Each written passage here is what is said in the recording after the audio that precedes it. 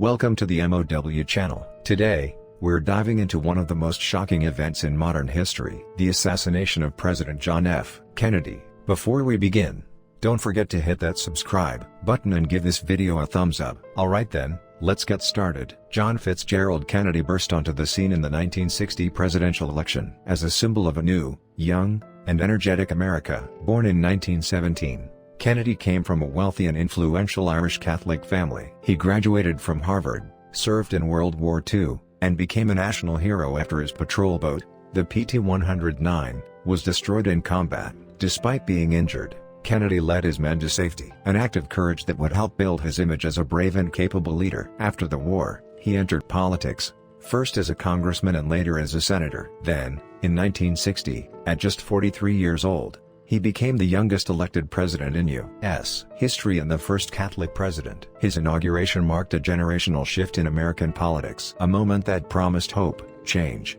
and a break from the rigid mindset of the Cold War years. The message of hope, the new frontier. Kennedy's vision for America was summed up in one phrase: the new frontier. It wasn't just about exploring new lands, it was about pushing the boundaries of science, technology, human rights, and social progress. One of his biggest legacies was the Apollo program. In 1961, after the Soviet Union shocked the world when Yuri Gagarin became the first man in space, America felt the pressure to catch up. Kennedy responded with bold determination, announcing that the United States would land a man on the moon before the end of the decade. That promise ignited a wave of innovation and national pride, and it inspired an entire generation to believe that nothing was impossible. Just 8 years later, in 1969, Neil Armstrong took that historic step on the lunar surface, fulfilling Kennedy's dream. Kennedy also created the Peace Corps, a program that sent young American volunteers to developing countries to help with education, health, and agriculture. This was more than just foreign aid. It was about showing the world that America stood for peace and progress,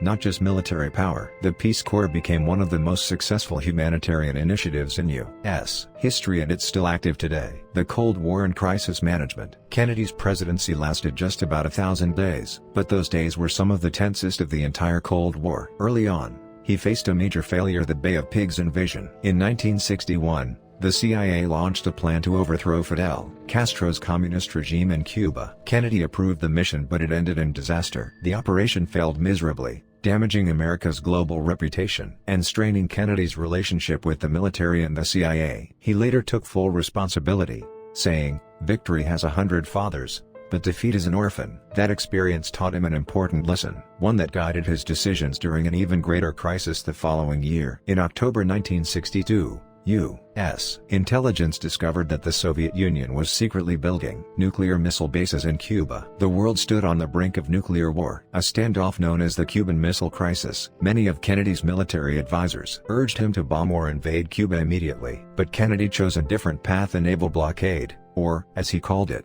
a quarantine. For 13 tense days, the world held its breath. Finally, a deal was reached. The Soviets would remove their missiles from Cuba, and the U.S. would secretly agree to withdraw its own missiles from Turkey. This peaceful resolution is considered one of Kennedy's greatest achievements. It led to the creation of the Moscow-Washington hotline for direct communication between the two powers, and later, the Partial Nuclear Test Ban Treaty, which helped ease the arms race. Meanwhile, in Europe, the Soviet Union built the Berlin Wall, dividing East and West Berlin. Instead of responding with force, Kennedy visited Berlin in 1963 and delivered his famous speech, "Ich bin ein Berliner, I am a Berliner." It was a powerful message of unity and support for freedom. Domestic challenges and hidden struggles. At home, Kennedy faced one of America's most painful issues: civil rights. At first, he was cautious, but as racial violence spread through the South, he took a stand. He sent federal troops to protect African American students at the University of Alabama, and,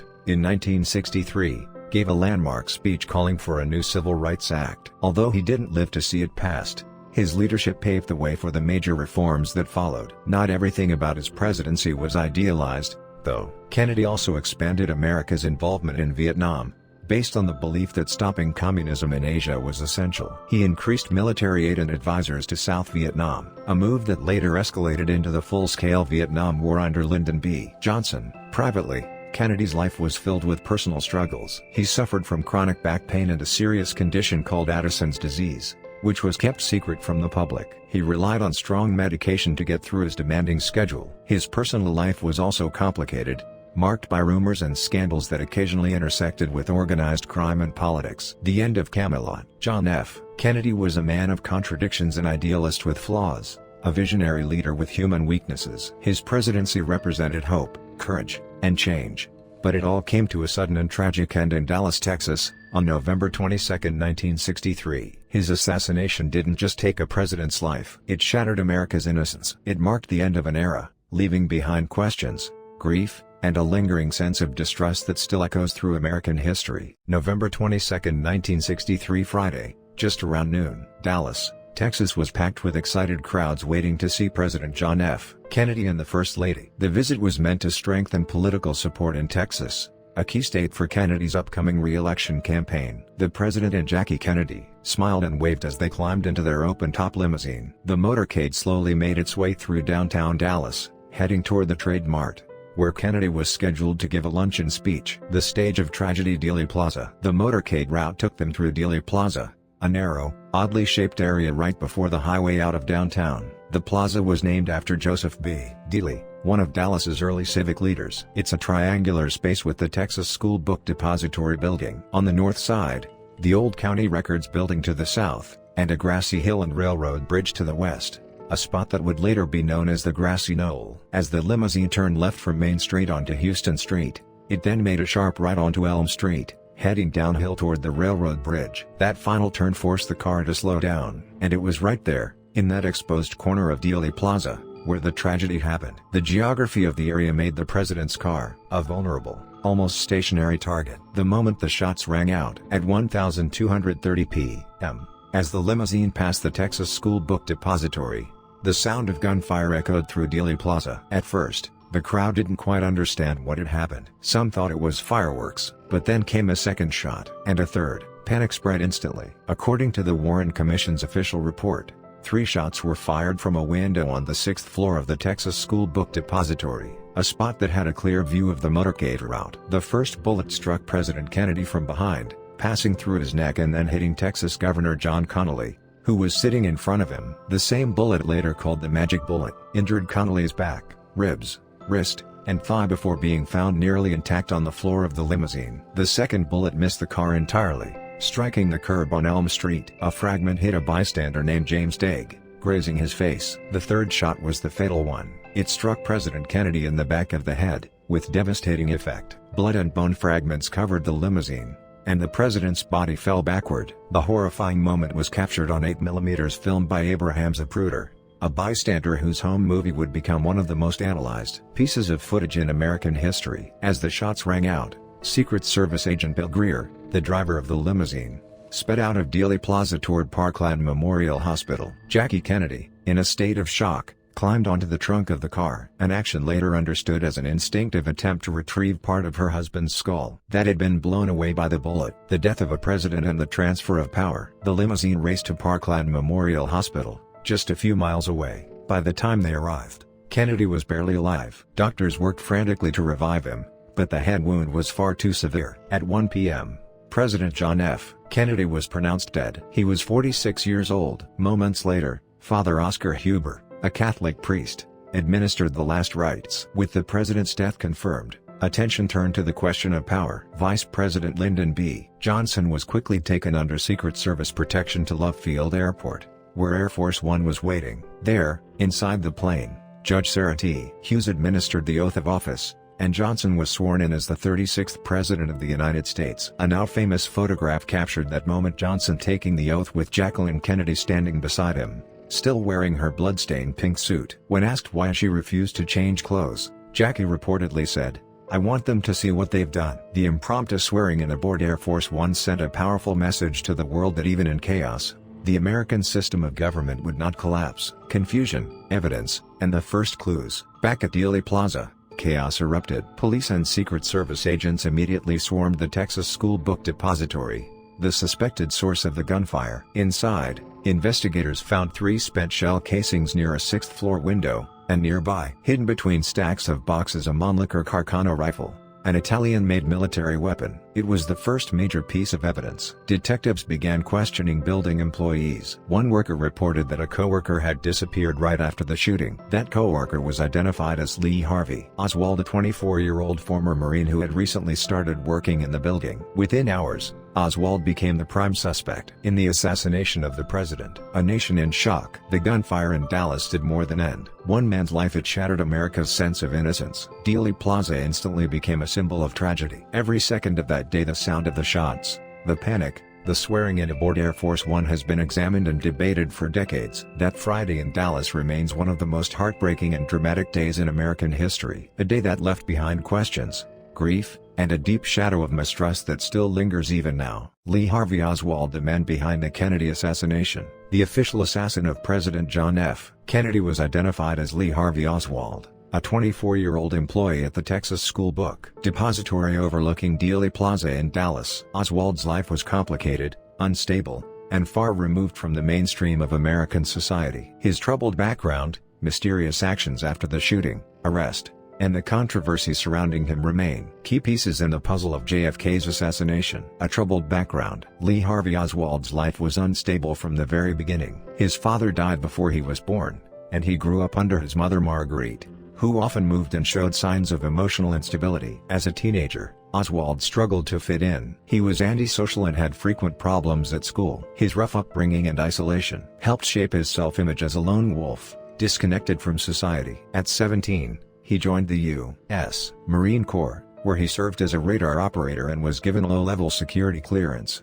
granting him limited access to classified information. This connection later fueled theories that he might have had ties to government agencies. Even in the Marines, Oswald's temper got him into trouble, and he faced several disciplinary actions. During his service, he developed a deep interest in Russia and communism, teaching himself the Russian language. After an early discharge, Oswald made a drastic move. In 1959, he defected to the Soviet Union, renouncing his U.S. citizenship. Soviet authorities initially suspected he was a spy but eventually allowed him to live in Minsk, Belarus, where he worked at a radio factory. However, life in the USSR was far from the communist ideal he had imagined. Disillusioned, he returned to the United States in 1962 with his Russian wife, Marina, and regained his American citizenship. His defection and return drew the attention of U.S. intelligence agencies and later became central to many conspiracy theories. Back in the U.S., Oswald bounced between Dallas and New Orleans, struggling to hold down steady jobs. He openly expressed pro-Castro and left-wing political views, even attempting to start a local chapter of the Fair Play for Cuba committee all by himself. He handed out leaflets supporting Fidel Castro, and was eventually placed on the FBI's radar for his political activism. The murder weapon, the weapon officially linked to Kennedy's assassination, was an Italian-made Mannlicher Carcano rifle. Oswald ordered it through the mail using the fake name A. Heidel. This purchase became one of the central pieces of evidence for the Warren Commission's conclusion that he acted alone. Oswald also bought a .38 caliber Smith & Wesson revolver, which he later used to kill Dallas police officer J.D. Tippit. Both weapons were ordered by mail under aliases and paid for with money. Orders clear signs of careful, premeditated planning. In October 1963, Oswald got a job at the Texas School Book Depository in Dallas, a building that, by coincidence or design, overlooked the very route President Kennedy's motorcade would take in November. Working there gave Oswald both the opportunity and access to hide the rifle and prepare for the attack. Arrest and denial. At 1230 p.m.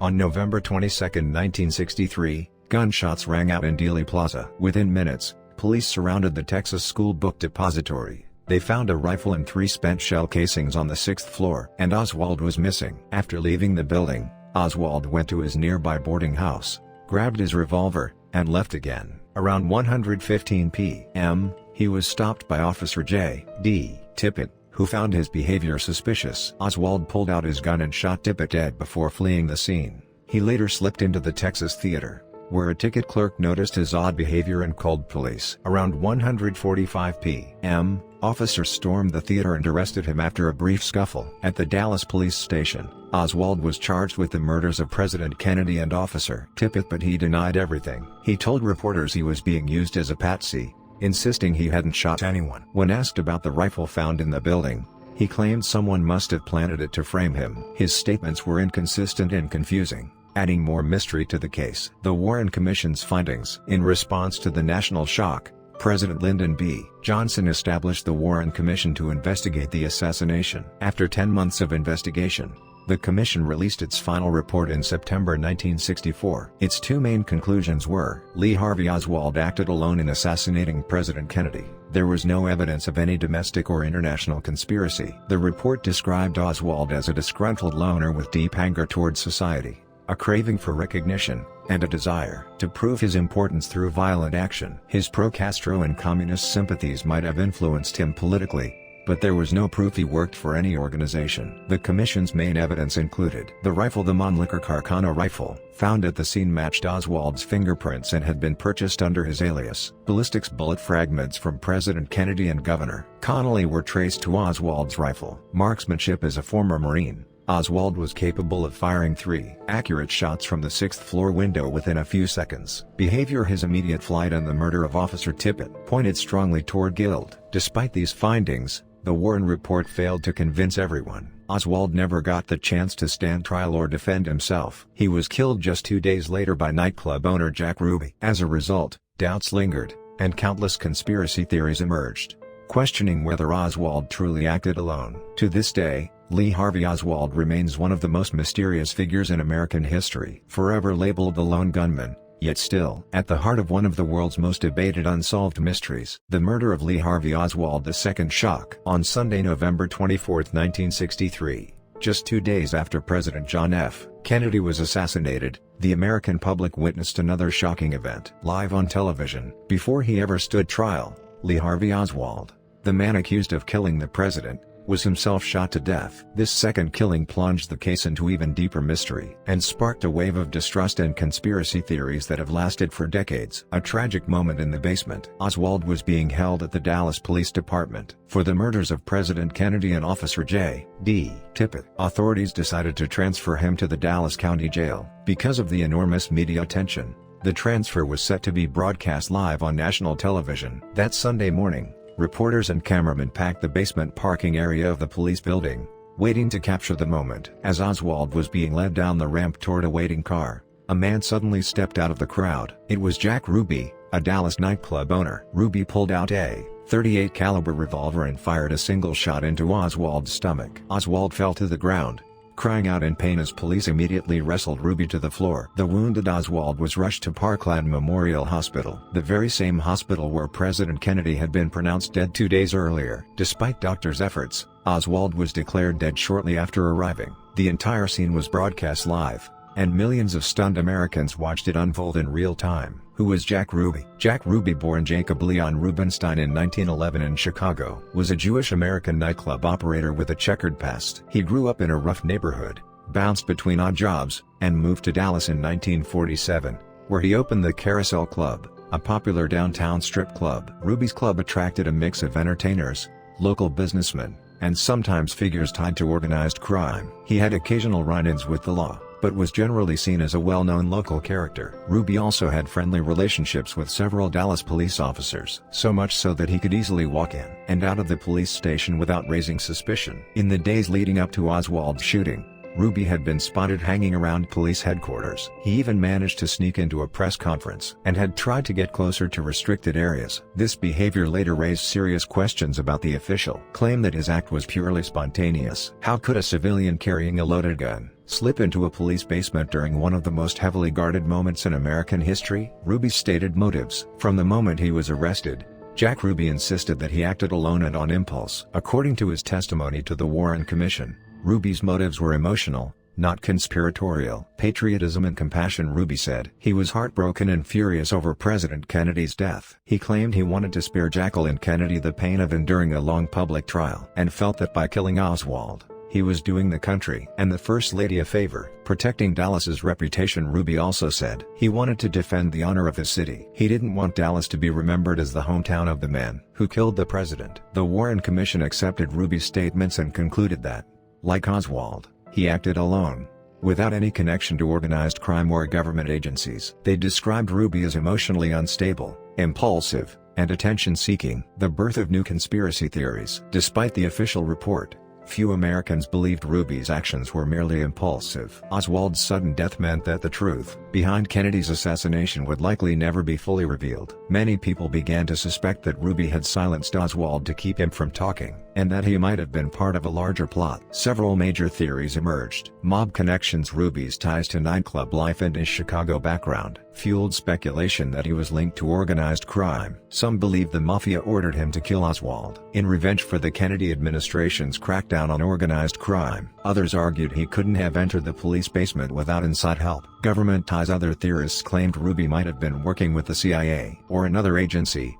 ordered to kill Oswald before he could expose a deeper conspiracy related to Cuba or the Soviet Union. Suspicious timing and access. Ruby's ability to enter the police basement undetected, and the lack of strong security around Oswald, made many suspect the entire event was prearranged, not an accident. Trial, imprisonment, and death. Jack Ruby was charged with Oswald's murder and, in March 1964, found guilty and sentenced to death. Throughout the trial, he insisted he had acted out of patriotism, not conspiracy, but his erratic behavior and strange outbursts raised doubts about his mental health. While in prison, Ruby made confusing statements, suggesting he might have been used or manipulated by others. He even asked to be taken to Washington, D.C., to testify before the Warren Commission, claiming he could reveal the truth if he were removed from Dallas. He told officials he didn't feel safe in the Dallas jail, and hinted he was afraid to speak openly. Before his appeal could be completed, Ruby died of lung cancer on January 3, 1967. His death,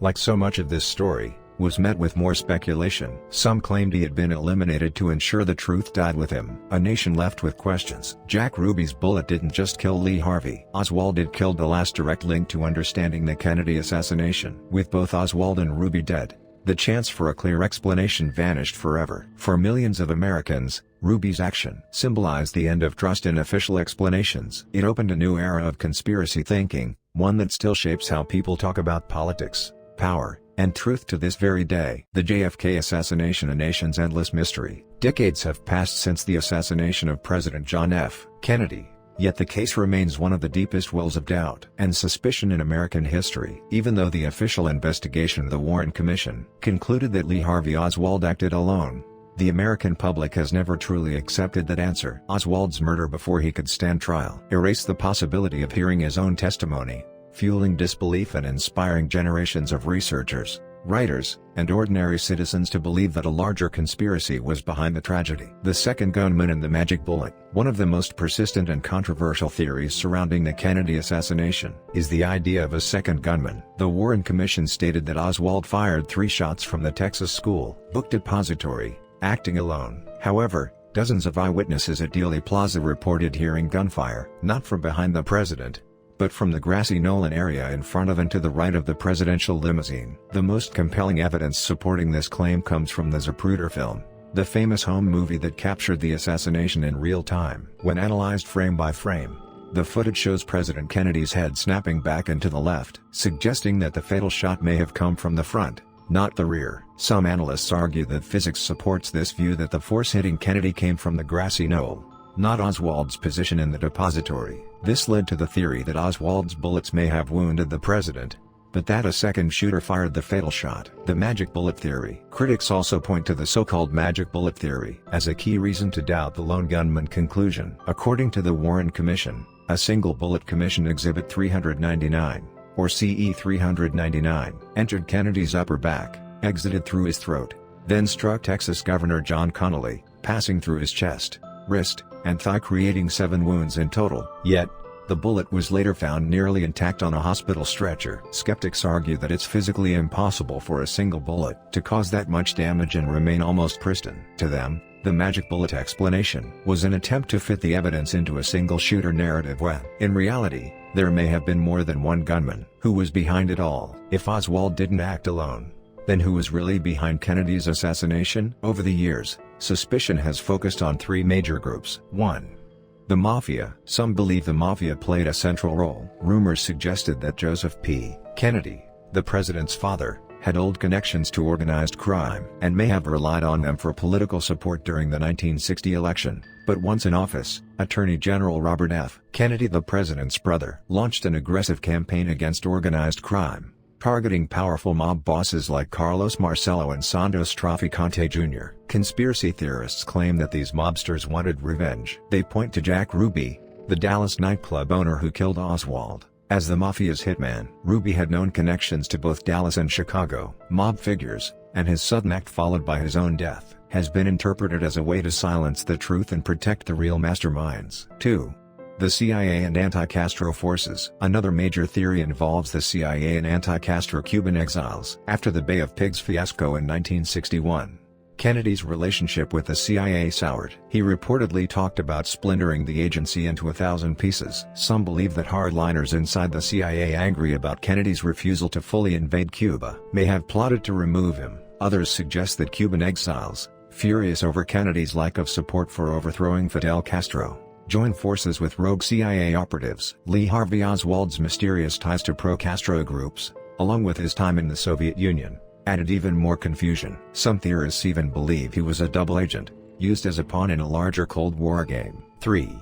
Vice President Lyndon B. Johnson. Perhaps the most shocking theory of all accuses Vice President Lyndon B. Johnson LBJ of being involved. Supporters of this idea argue that Johnson had the most to gain politically from Kennedy's death. At the time, his career was under threat due to corruption, scandals, and rumors that Kennedy planned to replace him on the 1964 ticket. Conspiracy advocates note that the assassination happened in Johnson's home state of Texas, and that he was sworn in as president aboard Air Force One just hours after Kennedy's death. However, despite years of speculation, no credible evidence has ever linked Johnson directly to the assassination. The Warren Commission and beyond. Despite the Warren Commission's official conclusion in 1964, public skepticism never faded. In the late 1970s, the House Select Committee on Assassinations (HSCA) reopened the case. Based on new acoustic evidence, the committee concluded that 4 shots were likely fired in Dealey Plaza and that there was a high probability of a second gunman. While the HSCA stopped short of naming specific conspirators,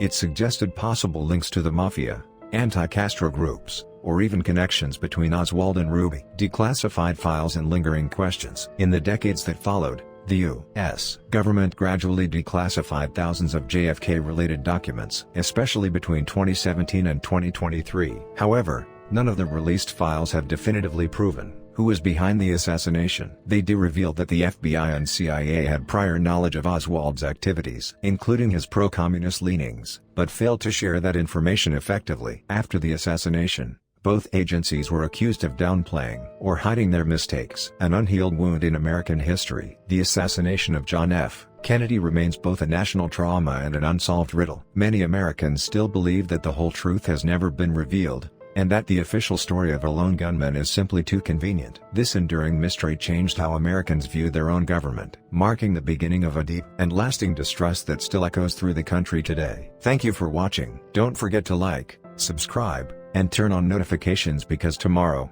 we'll uncover another story of secrets and mystery.